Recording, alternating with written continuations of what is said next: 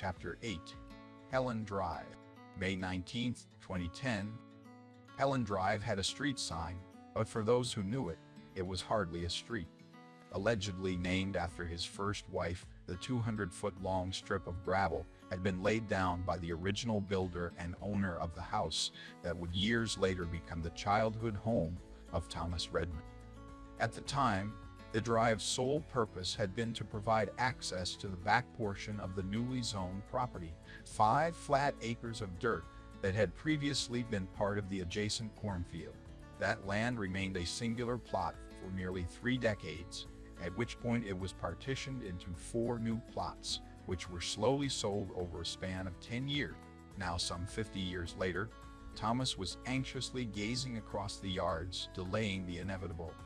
He had attempted to find the most inconspicuous spot available before finally giving up and accepting that there simply was no inconspicuous spot on Helen Drive. He parked the truck and waited. It was just past 8 a.m. and Thomas still had no idea what he was going to do. Of the 3 houses that surrounded his childhood backyard, he only knew anything about one of the current owner. This made him uneasy, and he found his eyes darting from house to house, half expecting to see some stranger staring at him through binoculars while phoning the police. Fortunately, so far he'd seen no evidence that anyone even lived in any of the houses, a fact that somehow calmed him and made him more anxious at the same time. His initial plan was really no plan at all. He waited in his truck despite knowing how suspicious he looked, hoping he could somehow determine who was home and who wasn't. The problem was, short of knocking on doors, there was no way of knowing anything for certain, and even if everything appeared clear, the situation could change in an instant. So after waiting for nothing in particular for more than 10 minutes, he decided to go with the backup plan. Trespass wildly across his old yard and hope his movements didn't draw anyone's attention. This would have been a lot easier if the thought of the one house whose owner he still knew didn't linger so heavily in the back of his mind. The home he'd looked in the window of as a child and seen that thing. The home of Mr. Jake. If he'd been a betting man, Thomas would have guessed 2 of the 3 homes from which the lilac bush could be seen were empty. There was no guarantee, of course, but neither home had a garage, and no cars were parked in the drives. A lot of people leave for work before 8, so it wasn't unreasonable to think the occupants had already gone. This made Thomas feel a little better, but a few empty houses did nothing to guarantee some random person wouldn't still see him digging around in a bush or messing with some old cable box. It was around this time, the morning dew on the grass sparkling as the sun continued its ascent, that Thomas began to wonder if it would have been better to do his trespassing at night. He'd considered the idea, of course, but he couldn't shake the feeling that a nighttime attempt would be far more pressure-filled and, if he were being honest, scary. He also felt he had a better chance of lying his way out of the situation if he was seen at 8 in the morning, as opposed to midnight. The final hurdle preventing him from leaving his truck was his worry that even if he made it to the bush unseen, he had no idea how long it would take to get into this alleged tunnel. If it existed, the sooner he could get underground, the safer he would feel. But for all he knew, it might take hours to get the door open, which would almost guarantee he'd be caught. Ignorant of crucial details and having no way to get them, he decided the what-ifs didn't matter. At some point, he just had to go. Country living in the Midwest is full of kind people, but a random stranger sitting in a random truck on a random Wednesday was sure to test that kindness. Thomas didn't want to bring any unnecessary variables into the equation, and the longer he sat there looking suspicious, the more likely it was someone would notice and start snooping around. Regretting he hadn't brought some sort of construction vest as a cover story, Thomas opened the truck door and closed it quickly. The lilac bush was less than 100 yards away from where he was parked, but it felt like he was exposed in the open for ages as he trekked across the yard. It wasn't until he was within 10 feet of the bush that he realized he had forgotten both bags he had packed. People had called him a genius since he was 10 years old, and he'd failed to bring the only thing he needed. Some genius. Cursing himself, he decided to get a quick look at the bush before heading back to the truck. Other than seeming significantly smaller than he remembered it, the bush hadn't changed much. He entered through its sparser center as he and his brother always had. Once inside, he desperately wished it had been just a little later in the year. By July, the leaf cover almost would have hidden him completely, but in early May, anyone who looked toward the bush would see him for sure. He moved quickly to the back corner of the bush. Just as had been the case when he was a child, there were two man-made elements covered by the foliage. One was the green cable box, protruding about 3 feet from the ground. The other, a polycarbonate hatch door, parallel to the ground, measuring about 6 by 8 feet. Little had changed about the cable company's handiwork, save for some extra dirt that had accumulated and was covering the hatch. Looking at it, his thoughts drifted to all the pets his family had buried near the bush over the years. There had been at least 3 dogs, as he recalled. What the hell would they think of him right now, he wondered. Before heading back to the truck, he needed to answer 2 questions. Was the hatch locked, and was he going to need tools to remove it? After a short search, he found a spot for a lock to be placed, but no lock was present. He couldn't remember if he had ever seen a lock as a child, but it seemed odd that there wasn't one when it was obviously designed for it. Surely safety regulations were better now than they'd been in the 90s, especially if the hatch contained what he'd been told it did. Thomas flipped the latch to the open position. He then grabbed hold of the handle and gave it a pull. It did not open, but it did give a little.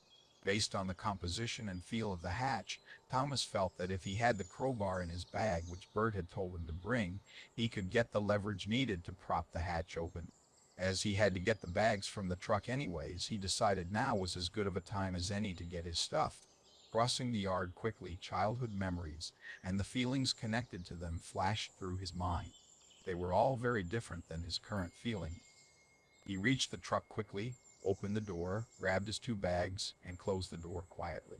He hadn't really thought about what would happen to his truck if he ended up in this tunnel for any significant amount of time, but it was too late to worry now. Besides, if what he'd been told was true, maybe he could be back within a few minutes anyway. Time travel opened up all sorts of absurd possibilities. As he turned back to the yard, his heart sank. There was movement near the lilac bush. Couldn't be true, he reassured himself. He was simply feeling the pressure and cracking. But he felt deep down he had seen it. It didn't matter. Even if someone was over there, they had already seen him, and he had to keep going at this point. As he crossed the yard, he looked for any indication that he was not alone. His head moving back and forth as he walked looked more suspicious than ever.